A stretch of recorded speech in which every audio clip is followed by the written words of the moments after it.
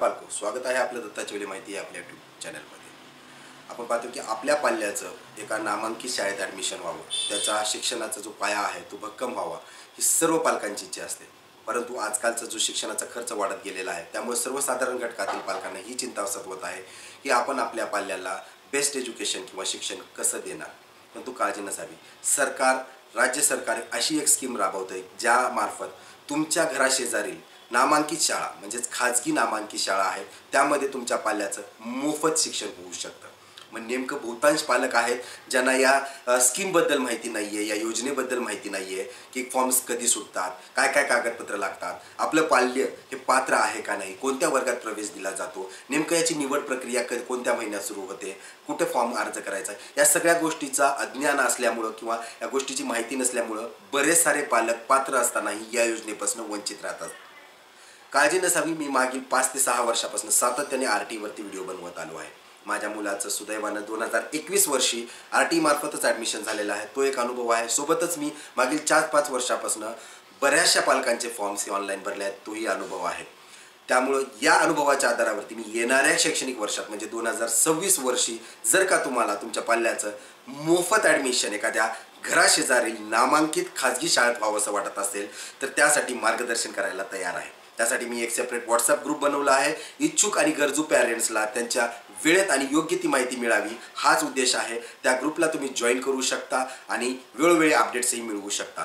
माझ्या ह्या व्हॉट्सअप ग्रुपचा उपक्रमामुळं 1000-2000 पालकांनी मागच्या वर्षीही ग्रुप जॉईन केला होता आणि त्यांना बरेच साऱ्या पालकांचे ॲडमिशन्सही झालेले आहेत, त्यांना मदत झालेली आहे. आणि तीच जर्नी आपण आता प्रवास या वर्षासाठी, येणाऱ्या वर्षासाठी सुरुवात करतोय.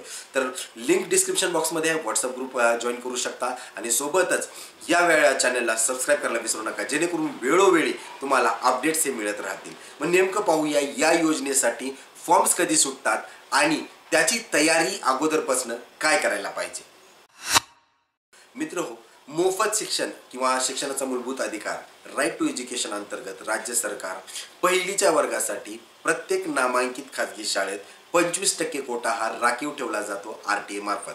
म्हणजे या योजनेमार्फत तुम्ही 25%मधनं ॲडमिशन्स घेऊ शकता, तुमच्या पाल्याचं करू शकता. आणि जर त्याचा नंबर लागला तर त्याचं पूर्ण शिक्षण म्हणजे 1ली ते 8वी जे शिक्षण आहे ते मोफत केलं जातं. त्या शाळेची काही फीस असेल म्हणजे कुणाची 50,000 असेल, 60,000 असेल, 1,00,000 असेल, 2,00,000 असेल, तर ती सगळी फीसची जबाबदारी राज्य सरकार पैसे भरतं, तुम्हाला शिक्षण हे मोफत दिलं जातं. मग अशा योजनेचा फॉर्म कधी सुटतो आणि आपल्याला कोणत्या वर्गासाठी प्रवेश दिला जातो. तर जर पाहिली तर तुम्हाला वर्गासाठी पहिलीचा वर्ग आहे ज्यामध्ये की ॲडमिशन्स प्रक्रिया राबवली जाते. नियमानुसार ज्युनियर KG, सिनियर KG आणि पहिलीच्या वर्गासाठीच प्रवेश दिला जातो. परंतु ज्युनियर आणि सिनियर KGसाठी नाहीच्या बराबर शाळा असतात, त्यामुळं 99% शाळा ह्या पहिलीच्या वर्गासाठी आहेत. तर पहिलीच्या वर्गासाठी ॲडमिशन्स दिले जातात. मग आपण पाहूया की कोणत्या महिन्यात फॉर्म्स भरायचे आहेत. सर्व पालकांना कौतूहल असतं की कधी फॉर्म सुटतात. तर जवळपास मागच्या वर्षाचा अनुभव आहे की ॲडमिशन प्रक्रिया ही लवकरच सुरू होतीये. म्हणजेच काय, मागील वर्षी जी ॲडमिशन प्रक्रिया सुरू झाली होती ती डिसेंबर महिन्यामध्ये. म्हणजेच काय, तर डिसेंबर महिन्यामध्ये शाळेच्या नोंदण्या सुरू झाल्या होत्या आणि जानेवारी महिन्यामध्ये पालकांच्या नोंदण्या म्हणजे विद्यार्थ्यांच्या नोंदण्या पालकांमार्फत गेल्या होत्या. तर त्याचप्रमाणे आपण अपेक्षा करू शकतो की यावर्षी डिसेंबरमध्ये प्रक्रिया सुरू होईल आणि पालकांना म्हणजे तुम्हाला जर ॲडमिशन्स घ्यायचे असतील तर जानेवारीमध्ये त्याचा फॉर्म भरायला लागेल.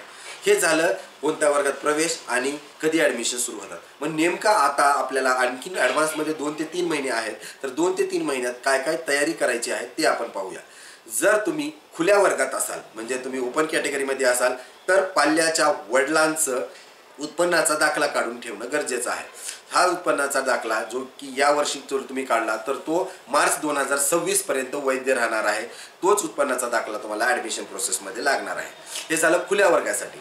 जे कोणी सर्वसाधारण घटकातली म्हणजे OBC असेल, SC ST असेल तर त्यांना त्यांच्या पाल्याचे वडिलांचा जी काही कास्ट आहे तुमची OBC SC ST त्या जातीचं प्रमाणपत्र असणं गरजेचं आहे.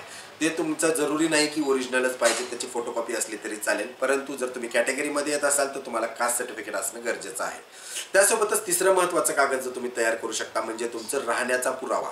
राहण्याच्या पुराव्यामध्ये तुम्ही जर स्वतःचं घर असेल तर त्या जागेचा आटा असेल, तुमचं इलेक्ट्रिसिटी बिल असेल, तुमचा आधार कार्डवरचा पत्ता असेल किंवा तुमचं रेशन कार्ड असेल.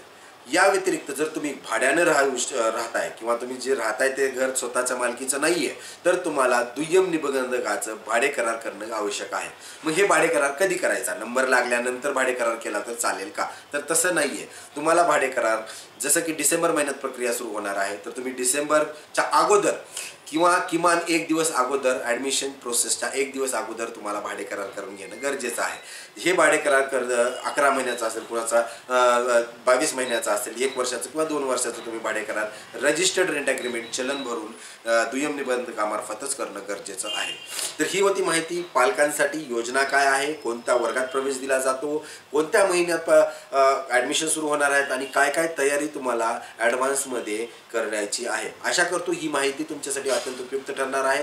परत एकदा विनंती आहे, जर तुमचे बालक येणाऱ्या अकॅडमिक इयरमध्ये म्हणजे शैक्षणिक वर्ष 2026 मध्ये RTI साठी पहिलीच्या वर्गात पात्र असेल तर चॅनलला सबस्क्राईब करा. सोबतच व्हॉट्सअप लिंकवरती जाऊन ग्रुपला जॉईन करा, जेणेकरून येणाऱ्या अपडेट्स जे आहेत वेळोवेळी तुम्हाला भेटत राहतील.